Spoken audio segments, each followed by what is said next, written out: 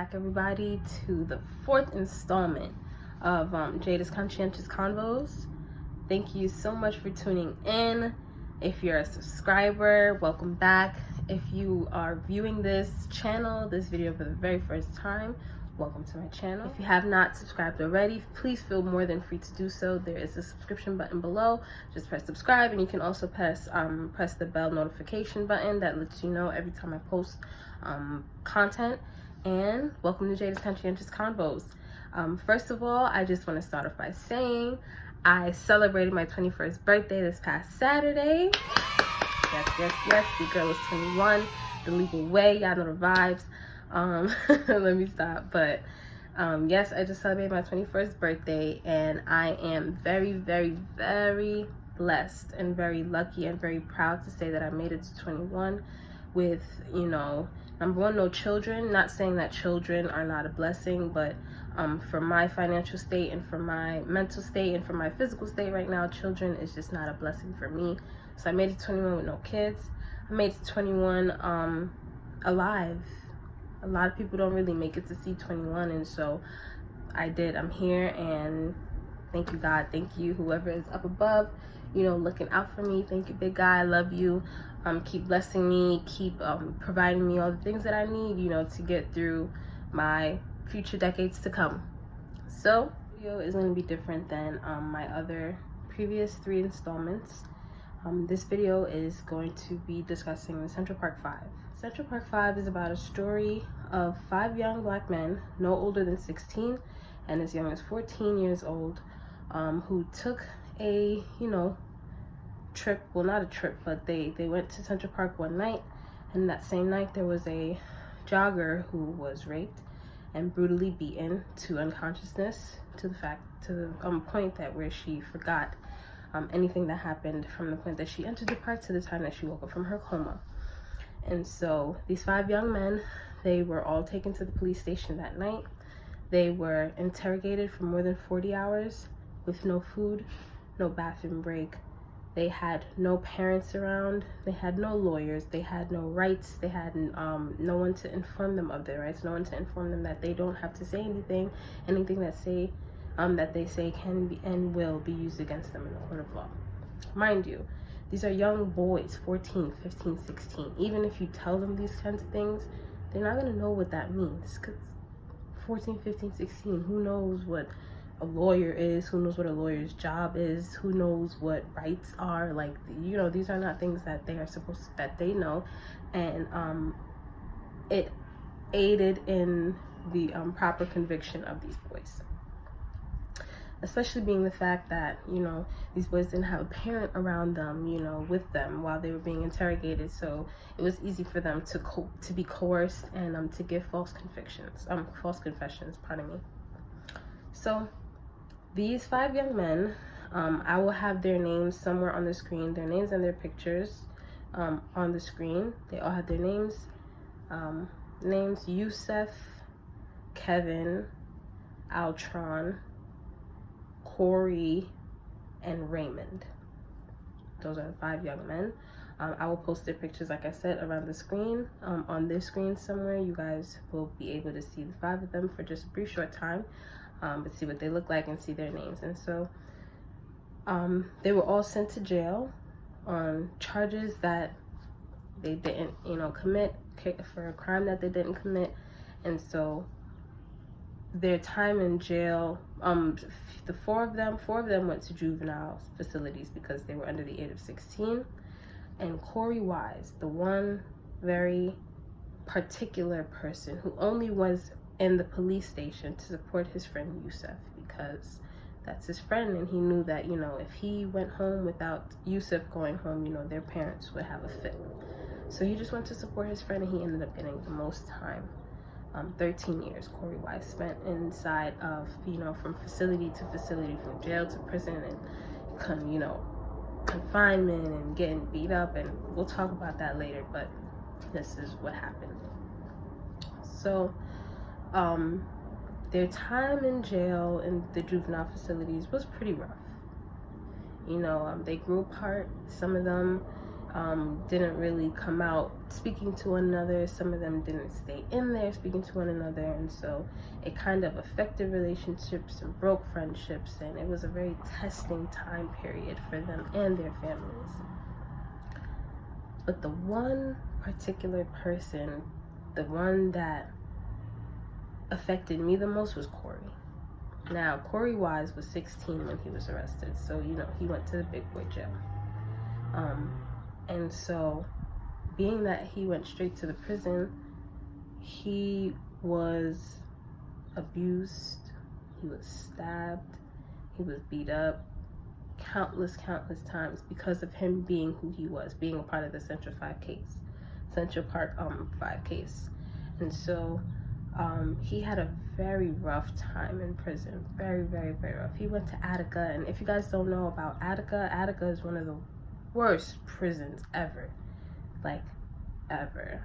And he stayed there for a while. He got beat up so much to the point where he couldn't even go to the infirmary to heal himself. He had to go to solitary confinement, because if they said that if he went to the infirmary, you look like a snitch, you tell him that you're getting beat up by such and such and such.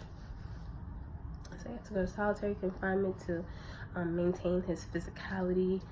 And each time he went up for a parole hearing, they would ask him, like, are you ready to plead guilty and confess to these murders that have been brought against you? Not murder, these charges that have been brought against you. And being that those convictions and those charges were false, he didn't want to. No one's gonna plead guilty to something that they didn't do. I didn't do it. Why do I have to plead guilty to it? So every time that he would say no, he's not gonna do that, the parole would end and he wouldn't go for any parole hearings. And it got so existential to the point where he just stopped going to parole hearings because they didn't want to hear his truth, so he didn't want to waste his energy. That's exactly what he said in the movie. Now, this Central Park 5, When They See Us, is a 4-part docu-series, and each 4 parts describes the story in its entirety. Pardon me. Let me get some water. Whew. Okay.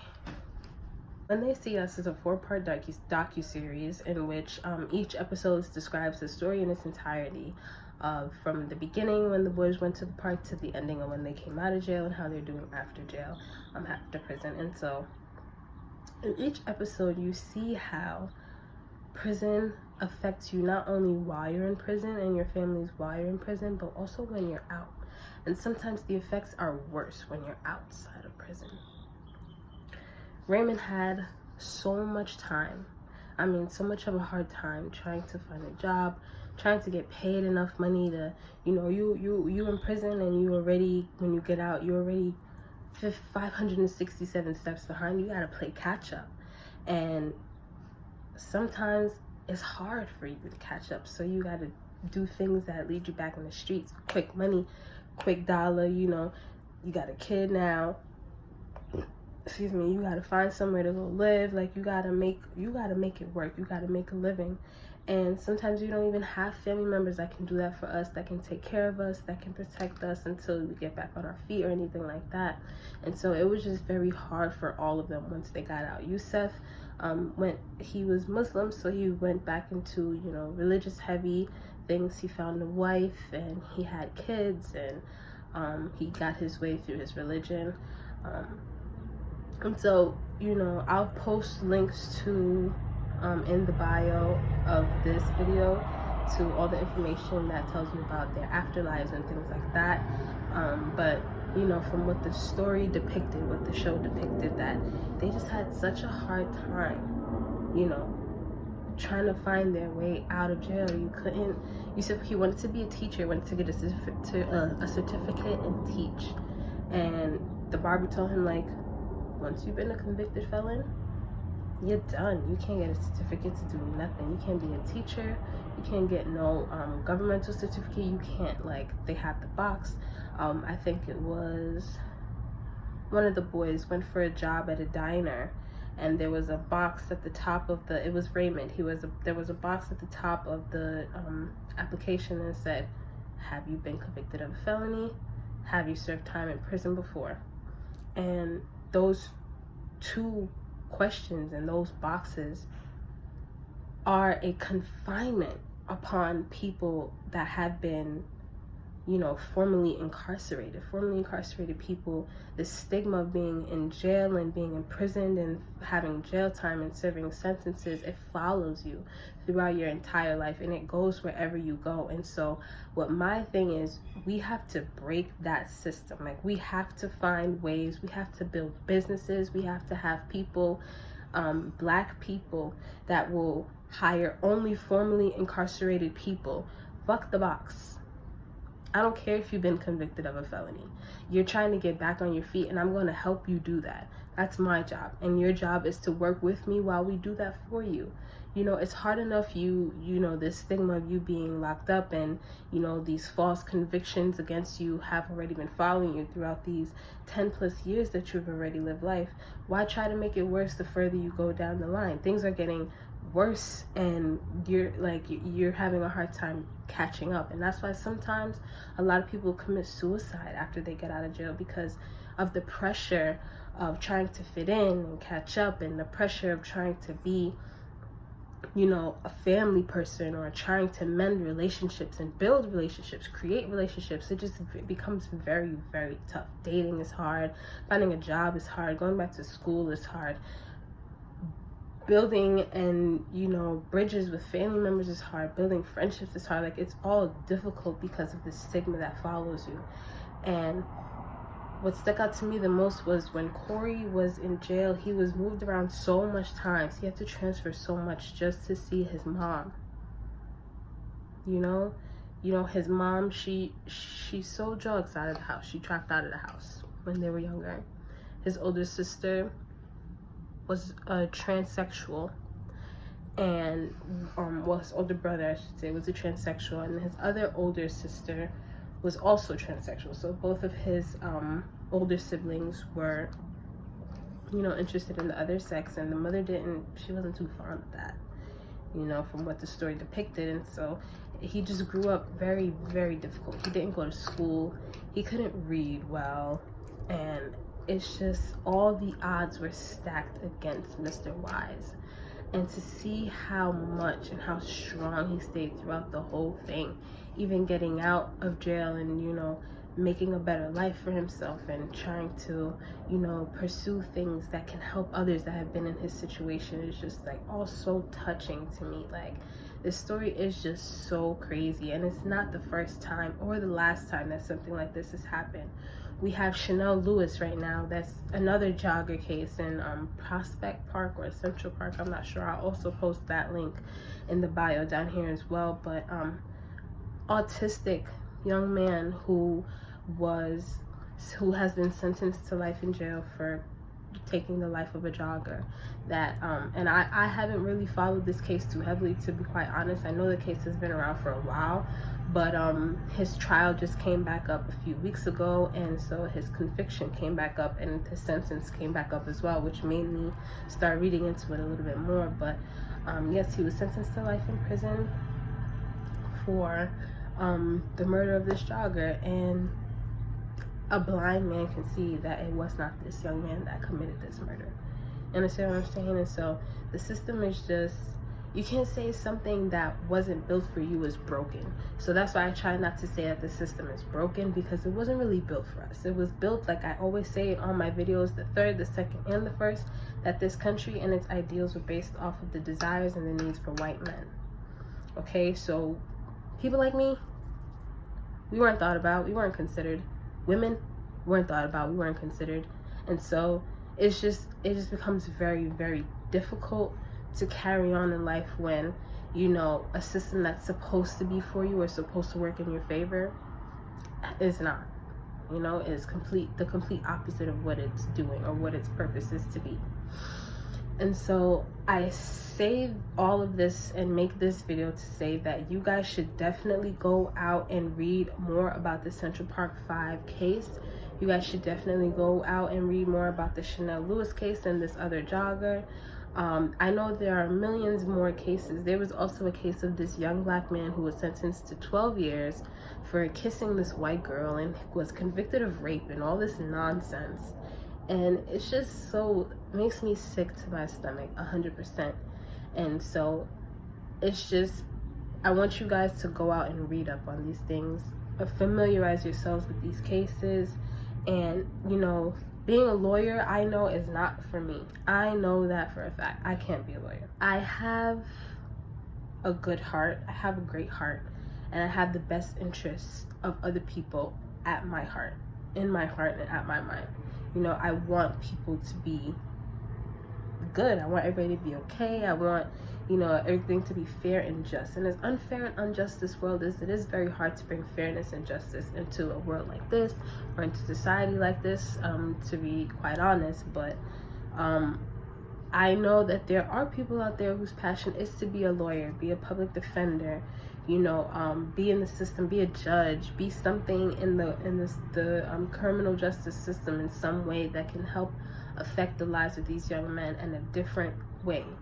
You understand what I'm saying? And so this message that I'm posting out here right now is for those of you who are interested in becoming these public figures in the criminal justice system. Do it. I encourage you to do it. 100% do it. Don't let nobody stop you. Don't let nobody tell you nothing different. Don't let nobody disencourage you from pushing forward, from wanting to be what you want to be. Like, do it, bro. And I say that because we need people like you guys in the system. We need black judges, we need black lawyers, we need black public defenders, we need black spirits, we need black people. We need to help each other. And as much as the system has not built for us, we can get in the system and make it work for us some way, somehow. And this is why I'm pushing that message out to you guys. I need you guys to be encouraged. Be blessed that you have the brain and the ambition and the courage to go forward and do something like that. That's brave to be a lawyer. You know what I'm saying? Like, that takes a lot of heart. And if you have that, you should definitely keep going, keep pushing, and don't let anybody turn you away from the path that you're on right now. Do what you gotta do. Go ahead and read up, study, bust your ass, because you know it's gonna work out for you and for all the black community in the long run. On top of that, I'm sorry for the finger, but I'm passionate. But on top of that, I'm also encouraging, you know, people that I'm trying to pitch the idea that, you know, for those that have been previously convicted of felons, I know they said they're getting rid of the box, but I know they're going to try to find some other way for the stigma of being a felon or convicted felon or serving prison time, follow you around in the job world and school world and all that other stuff, education wise and stuff like that. So what I pitch is, we need to create our own jobs, create our own businesses. Somebody start up a fund, somebody start up a business where, you know, only convicted only previously convicted felons can come and work here. If you've been a felon, you're welcome. You are more than welcome, because I know that you are trying to re-enter society and be a figure, be valuable in society, and, you know, make it work so that it works for you. And so I'm encouraging you guys to build a business like that, create a fund that can help towards, you know, or we can all come together and create a fund that can help previously incarcerated people come out and be able to go back into school, fund them to go to school, fund them for, you know, going to get a certificate or anything like that they're looking to make their lives better in some sort of way. Like, we gotta help each other, because no one's gonna help us. And I say it all the time, no one got you like you got you, and like another black person got you, and that's period. And I need everyone to be together on that point. You know, the Central Park 5 story is such a monumental case. April 1989, and they didn't really get out of jail until 2001, 2002, you know. And so it's not the first time and it's not the last time, and we just need to be on the same page. We need to know that this is what's happening, and we need to find ways to move forward from it and make it work for us. And so with that being said, thank you so much again for tuning into this video. If you are a subscriber, mwah. If this is your first time tuning in, mwah, please subscribe, turn on post notifications, and you guys will see content that I post every time I post it. And like I always say, Black people, I love you. Peace.